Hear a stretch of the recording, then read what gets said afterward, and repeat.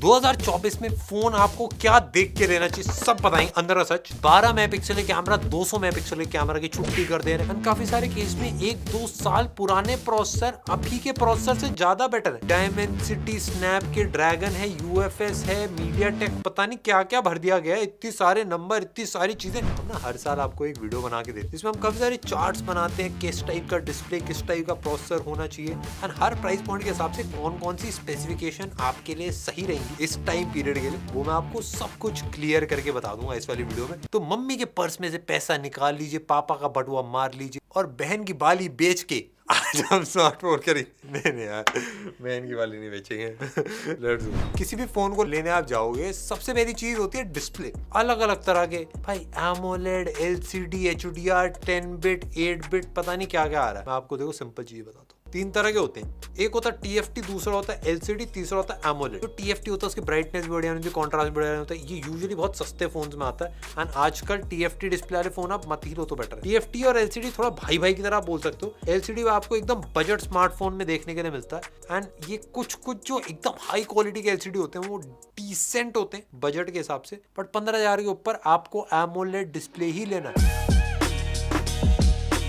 दूसरी चीज होती है डिस्प्ले की तेजी, कितनी तेजी से लेफ्ट राइट हो रहा है। अगर आप गेम खेलते हो मोबाइल के ऊपर या फिर आपको मक्खन डिस्प्ले ज्यादा बढ़िया लगता है, इसमें 3 आते हैं, 60, 90, 120। 120 हर्ट्ज बहुत प्यारा रहता है। 120 हर्ट्ज से ऊपर अगर आप जाओगे 144, 165 कुछ फोन्स में आता है, बट बहुत ज्यादा फर्क नहीं है। 60 से 90 में बहुत बड़ा फर्क है, 90 से 120 में भी अच्छा खासा फर्क आपको फील होगा।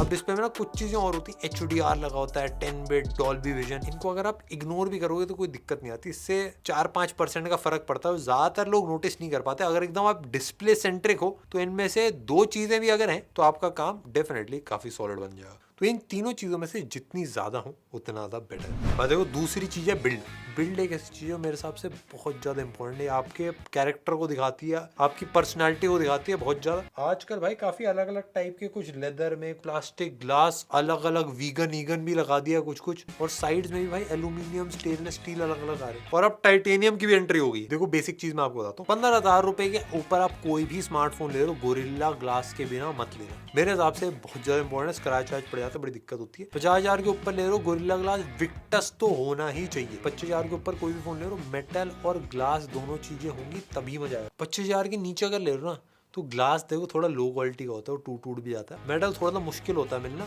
बट प्लास्टिक की जगह इस टाइप का जो वीगन लेदर आता है ना फोन्स में, ये आपको मिल जाए, ये प्लास्टिक से काफी ज्यादा बेटर लगता है, बट ग्लास से मैं थोड़ा सा नीचे। तो वीगन लेदर टाइप कुछ मिल रहा है तो आपकी बिल्ड आपको मजा ही आएगा हाथ में पकड़ने में। और 25,000 के ऊपर भाई मेटल मिल जाता है तो बहुत ही ज्यादा सॉलिड है। 35 के ऊपर मेटल नहीं मिल रहा तो भाई बहुत बड़ी दिक्कत है। कुछ चीज़ और मैं बोलूँगा, आईपी रेटिंग बहुत छोटी चीज़ लगी है आपको, बट भाई ये ना इंश्योरेंस की तरह, एक बार जरूरत पड़ती है इसकी। जब आप चलते चलते नाले में आपका फोन गिर गया या बारिश हो गई किस दिन, वैसे मेरा पर्सनल रिकमेंडेशन है 35,000 के ऊपर ले लो, मेटल मिलना चाहिए और ग्लास, तभी मजा आएगा। और फ्लैगशिप लेने जा रहे हो तो स्टेनलेस स्टील या टाइटेनियम। देखो सबसे ज्यादा कंफ्यूजिंग होता है बैटरी। एंड्रॉइड में 3400 mAh बैटरी एक दिन में नहीं चलती, आईफोन में 2 दिन चल जा रही है। कुछ हो रहा है भाई दया। एंड मैंने काफी सारी कंपनी देखी है कि भाई 15 मिनट चार्ज करो 40 घंटा चलेगा, ये ऐसा इतने टाइम का प्लेबैक, इतना वो, इतना सारी, किसी के बहकावे में बताना। ये कंपनियां ना पता है क्या करती हैं, बेसिकली ऐसे टेस्टिंग करेंगी कि सब कुछ बंद कर दिया, वाईफाई सब बंद कर दिया, कूलिंग सिस्टम लगा दिया, ये वो, उसके बाद बस वीडियो प्ले कर, हाथ भी नहीं लगा रही फोन में, एंड तब वो चलता है 8 घंटे 10 घंटे जो भी बताते हैं। और वो सब झूठ है भाई। आप नॉर्मली ऐसे थोड़ा यूज करोगे, नॉर्मली हम खाते पीते रहते हैं, मैसेज आ रहा है, व्हाट्सएप आ रहा है, ईमेल, सब कुछ चले जा रहा है। लैबोरेटरी में बैठ के थोड़ा आप नेटफ्लिक्स देखोगे। देखो मैं आपको थोड़ा सा आइडिया दूंगा। सबसे पहली चीज, आईफोन की बैटरी एंड्रॉइड की बैटरी आप कंपेयर नहीं कर सकते, क्योंकि आईफोन में बहुत अलग ऑप्टिमाइजेशन है, एंड्रॉइड में बहुत अलग ऑप्टिमाइजेशन है, एंड इसकी बैटरी कैपेसिटी अलग चलती है। और मैं आपको एकदम ऑनेस्ट बताऊं, बजट फोन से फ्लैगशिप फोन में भी थोड़ा डिफरेंस आ जाता है। बट अगर मैं आपको मोटा बताऊं, 5000 mAh और 5000 mAh के ऊपर कोई भी बैटरी है ना तो आपकी बढ़िया चल जाएगी, 1 से 1.5 दिन चल जाएगी, आपको कहीं पे भी दिक्कत नहीं आएगी। एंड 6000 के अराउंड अगर टच कर रही है तो 2 दिन आप खींच सकते हो उस बैटरी।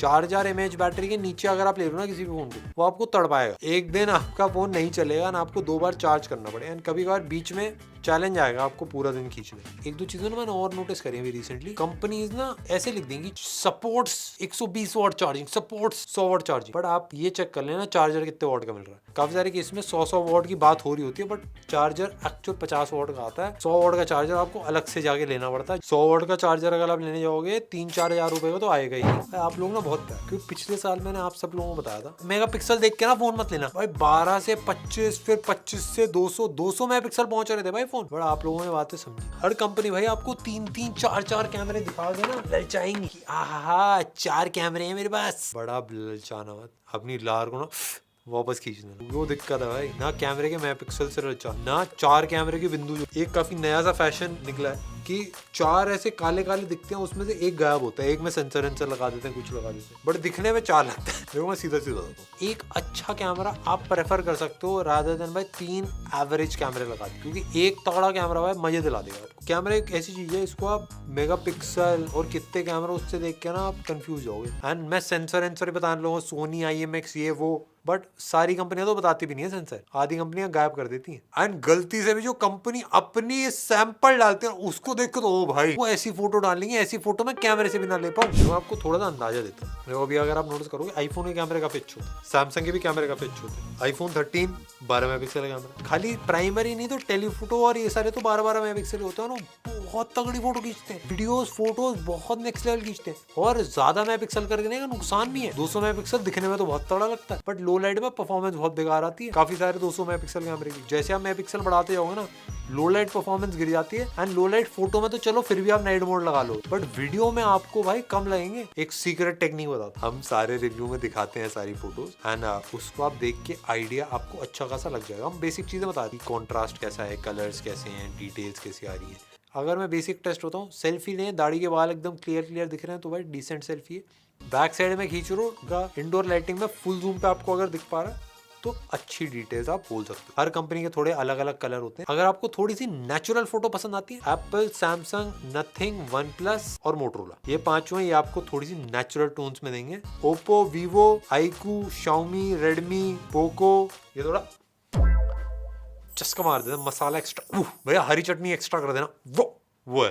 ऐसा होता है ना, भैया पूछते हैं कि बेटा कितना तीखा चाहिए, तो एक है कि हाँ भैया तेज कर दो, एक है भैया इतना हो जाए कि सुबह दिक्कत हो, वो है। ऐसा ये डिवाइड है, तो ऐसा थोड़ा दोनों में ही मसाला पड़ा है, बट एक में मजा आया था। मेरे को पर्सनली कभी कभार ज्यादा मसाला ही पसंद आता है। देखो सिंपल एक चीज मैं बताता हूँ, ये मैक्रो जो है, जो मैक्रो दिख रहे हैं, डेप्थ दिख रहे हैं 2-2 मेगापिक्सल वाले ना, इनको आप इग्नोर कर दो, ये समझ लो है ही नहीं। 15 से 30 हजार के बीच में ले लो ना, एक प्राइमरी अच्छा हो और एक आपका वाइड एंगल अच्छा मिल जाए, ये 2 कैमरे के सेटअप ही अच्छा आते हैं। 25 हजार के नीचे 3 कैमरे वाले, मतलब वो मैक्रो एक्रो उनको आप इग्नोर करो, उनको सिंगल कैमरा ही मानना। पर 3 कैमरा अगर आपको चाहिए तो 40 हजार के ऊपर बेटर आएंगे। देखो मैं आपको एक सीक्रेट बताता हूँ, प्रोसेसर देख के फोन मत लेना। ये रूल लागू होता है 40 हजार के ऊपर के स्मार्टफोन, क्योंकि प्रोसेसर अलग अलग होंगे 40 हजार के ऊपर, बट परफॉर्मेंस सब में ऑलमोस्ट बराबर ही आती है, बहुत ज्यादा फर्क नहीं पता चलेगा। इवन मिड रेंज प्रोसेसर और एकदम ही टॉप लेवल प्रोसेसर को भी आप कंपेयर करो ना,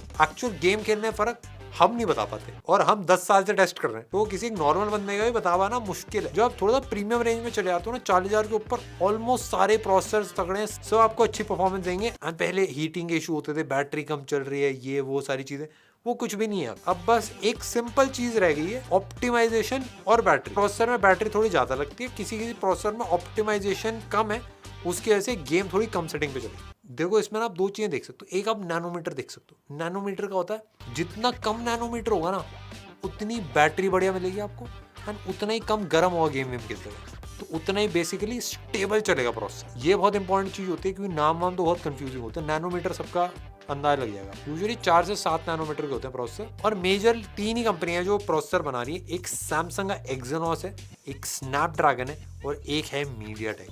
मेरे को पर्सनली ऑप्टिमाइजेशन में जब गेम की बात होती है, स्नैपड्रैगन से बेटर और कोई नहीं लगा। डायमेंसिटी में भी किसी में आ जाता है, एक्सिनोस में भी कहीं कहीं ठीक बैठ जाता है, बट स्नैपड्रैगन अभी मैं टॉप प्रायोरिटी बोलूं। जो प्रोसेसर के नाम थोड़े कंफ्यूज हो जाते हैं, मैंने पूरा चार्ट बना रखा है, इसमें मैंने लगा रखा भाई कौन से प्राइस पॉइंट के हिसाब से कौन सा प्रोसेसर सही बैठेगा। एंड इससे बेटर मिल जाता तो और बढ़िया, मतलब थोड़ा महंगा वाला आपको मिल जाता तो बहुत ही जबरदस्त मजा ही आ जाएगा। ये पूरी लिस्ट है, क्योंकि फोन में बहुत ज्यादा अपग्रेड हो नहीं रहे, 1 साल तक आपकी मक्खन चलेगी, क्योंकि ये सारे लेटेस्ट प्रोसेसर हैं जो अभी रिलीज हुए। इस लिस्ट में ना आप एक चीज मेक श्योर करोगे, कुछ प्रोसेसर ऐसे भी हैं जो पुराने 1-1 साल पुराने, बट उनकी परफॉर्मेंस अभी भी तगड़ी है, तो आप उनको भी लेते हो तो कोई दिक्कत नहीं होने वाली। मैं तो बोलूंगा 1 साल 2 साल पुराने फ्लैगशिप फोन बहुत बढ़िया है, क्योंकि उनका प्राइस आपको बहुत कम मिल जाएगा। ज्यादातर फोन में इस साल में पिछले साल में फर्क नहीं है ज्यादा। 1-2 चीजें और आपको कंसिडर करनी है। मेमोरी बताते हैं ना कि भाई 200, 250, 500 सब ले लो, नहीं भाई 12 GB रैम देख के ना आप ललचाना मत, हाथ वाथ आप पीछे ऐसे लपेट लेना, ऐसे ऐसे मोड़ लेना, क्योंकि ज्यादा रैम से फर्क नहीं पड़ता भाई।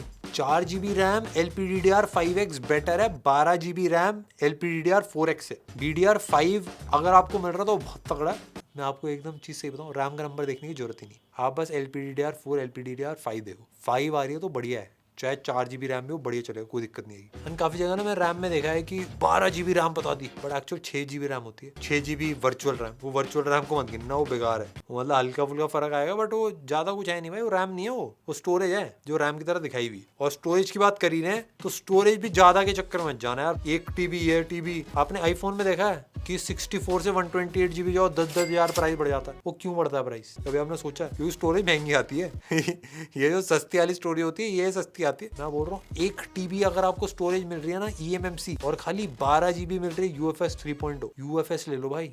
eMMC स्टोरेज मैं किसी में रिकमेंड नहीं करूंगा, इवन बजट में भी अब आ जाती है भाई UFS 2.0, UFS 3.0 भी आ चुकी है, 4.0 भी आ चुकी है। जितना ज्यादा UFS का नंबर है ना वही वाला ले लो। 4.0 फ्लैगशिप में, जितने भी फ्लैगशिप्स हैं उसमें 4.0, 3.0 मिड रेंज में आपकी चल जाती है। और मैं आपको ऑनेस्ट बताता हूँ, प्रोसेसर से ज्यादा स्टोरेज से फर्क आ जाता है भाई आजकल। बेसिक थोड़ी बहुत चीजें और बताता हूँ, उसके बाद सबसे ज्यादा इंपॉर्टेंट चीज सॉफ्टवेयर बची हुई। बट उससे पहले भाई आपको बेसिक कुछ चीजें चेक करनी पड़ेंगी। एक 15,000 के ऊपर सारे स्मार्टफोन USB 3.0 आपको एक्सपेक्ट करना चाहिए। नेटवर्क वाला ले रहे हो तो 15,000 के ऊपर 5G ही फोन लेना, सारे नेटवर्क बैंड उसके चेक कर लेना। इंडिया में N78 5G का बैंड चलता है, तो वो फोन के अंदर चेक कर लेना, वो अगर चल रहा है तो आपका 5G डिसेंट चलेगा, चाहे बैंड 11 हो 15 हो कोई फर्क नहीं पड़ता। जितने ज्यादा वैसे बैंड होंगे उतना ज्यादा बेटर वर्क करेगा। ब्लूटूथ से पर्सनली बहुत फर्क पड़ता है, क्योंकि आपके ईयरफोन कितने तेजी से कनेक्ट हो रहे हैं और मतलब कितना डिले आ रहा है ना, उससे भी बहुत फर्क पड़ता है। मिनिमम आपका ब्लूटूथ 4.1 होना चाहिए एंड वाईफाई भी वाईफाई 6 होना चाहिए, नहीं तो जो फास्ट वाईफाई होते हैं उनसे आप कनेक्ट नहीं कर पाओगे। और एक चीज और मैं बताता हूँ, ट्रस्टेड सेलर से ही लेना, Amazon, फ्लिपकार्ट या फिर जो एक्चुअल ऑफिशियल ऑथराइज सेलर है उनसे ही आप परचेज करना, नहीं तो वारंटी की दिक्कत आ जाती है, और फेक आ गया तो ज्यादा दिक्कत। भाई अब आ जाते हैं सबसे ज्यादा इंपॉर्टेंट चीज पे, वो है सॉफ्टवेयर। हर सॉफ्टवेयर हर बंदे के लिए अच्छा नहीं है, कोई सॉफ्टवेयर आपके लिए अच्छा हो सकता है, मेरे लिए बेकार सकता है। तो आपको समझना आपको चाहिएगा। अगर आपको सिंपल चाहिए, आपको जीवन एकदम मिनिमल, तो नथिंग, मोटो, पिक्सल, इवन सैमसंग में भी आपको मजा आएगा, आईफोन भी। बट अगर आपको थोड़ा तड़कीला भड़कीला मामला चाहिए, थोड़ा फीचर, ये भी गेम मोड मोड सारा अपना चलना चाहिए, वो लाइटें भी चलनी चाहिए जो अभी बंद हो गई हैं वैसे, तब आप ओप्पो, रियलमी, वीवो, आईकू सारे जितने भी हैं वो आप ट्राई कर सकते हो। हमने पूरा एक एक्चुअली OS का कंपैरिजन कर रखा है, उसमें हमने सबका बता रखा है भाई किसका बेटर है किसका बेकार है। बट इसमें आपको बेसिक में चीज बताता हूँ, ब्लोटवेयर जितना कम होगा ना उतना बेटर है। मतलब एक्स्ट्रा जो एप्लीकेशन होते हैं, ये वो एड वेड आ रहे हैं, ये सब बेकार होते हैं, कचरा है, ये होना नहीं चाहिए फोन के अंदर। ये ना 35,000 के ऊपर किसी भी फोन में नहीं होना चाहिए। आप वही फोन प्रेफर करना जिसमें नहीं हो। एंड एंड्रॉइड अपडेट जरूर देख लेना, 3 से 4 साल के अपडेट्स काफी कंपनीज प्रोवाइड करने लगी। उससे कम है तो हो सकता है आप 2 साल बाद थोड़ा सा पछताओ, काश मेरे पास भी ये होता। एक और चीज मेरे दोस्तों, देखो भाई इश्यूज ना आजकल बढ़ चुके हैं, कभी ग्रीन लाइन का इशू आ रहा है, कभी स्लो जा रहा है, कभी सॉफ्टवेयर अपडेट में डिले आ रहा है, कभी कुछ हो रहा है। तो सर्विस सेंटर का कैसा एक्सपीरियंस है वो चेक करना बहुत ज्यादा इंपॉर्टेंट है, क्योंकि भाई कभी पता चला आपके साथ हो गया, आप चक्कर काटे आ रहे हो, फोन रिपेयर नहीं हो रहा, आप भी गाल निकाल रहे हो। आप ट्विटर पे जाके ना सर्विस चेक कर लो, जिन लोगों ने फोन खरीदा है वो सर्विस से खुश है कि नहीं है, और आप ना उनके ऑनलाइन पोर्टल पे आके आप चेक कर लो आपके आसपास सर्विस सेंटर कौन सा है पास में, क्योंकि अगर दूर है ना तो आपको लंबे लंबे चक्कर लगाने पड़ जाएंगे। तो ये बस चीजें जो मैंने सोचा आप लोगों को सारी बता दी, पूरा मैंने आपको माहौल सेट कर दिया, मैंने ग्राफ पे प्लॉट करके पूरे। आई होप जो पैसे आपने चुराए थे मम्मी पापा बहन से, उससे आपके घर एक नया स्मार्टफोन आ जाए। Let's go. अगर हमसे हेल्प हुई हो तो लाइक कर देना भाई की वीडियो को, और सब्सक्राइब कर देना, बनाते रहेंगे मस्त मजेदार वीडियो। मिलते हैं नेक्स्ट वीडियो पर।